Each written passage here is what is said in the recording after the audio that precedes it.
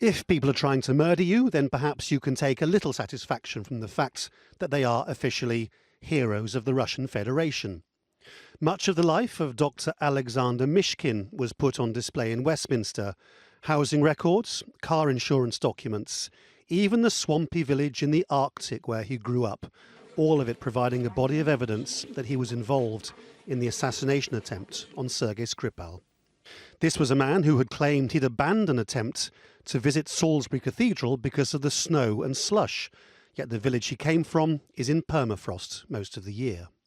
Still, he rose through specialist medical school, spent time undercover in Ukraine and the breakaway Republic of Transnistria, before being honoured, it seems, by helping to squirrel ousted President Viktor Yanukovych out of Ukraine to exile in Russia in 2014. But this, of course, all hinges on the theory that the investigators who come out with it are right. We're absolutely sure. I mean, from the photographs we have alone, I mean, we haven't been able to publish all the photographs because it would reveal some of our sources, but we do have multiple photographs showing him. He's got two very distinct blemishes on his face, on his chin and on the bottom of his cheek. His ear also has a kind of little mark on it that's visible in all the photographs. We've actually had digital analysis of the photographs done as well, which confirm it's the same person. It continues to be a bad time for the GRU intelligence agency, having also been found out for trying to hack the OPCW chemical weapons building in the Netherlands. It all looks amateurish.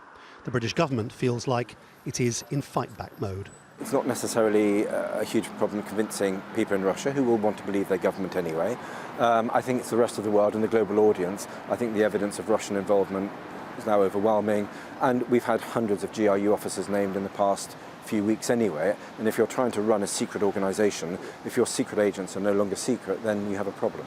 Of course, you might argue that it's a shame that Colonel Anatoly Chepiga and Dr. Alexander Mishkin, if that's their real names, tried to present themselves as unhappy tourists called Boshirov and Petrov in Salisbury for entirely benign reasons.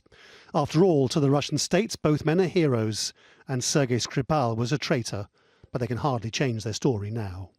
Of course, the people who'll be most pleased about all this are the British government, who've always said that the Russians did it and can now sit back and relax as everybody else suggests that Russian intelligence is just a bit incompetent. The Russians themselves have always maintained that the British can't provide any evidence. But if this isn't proof, it's really difficult to know what is.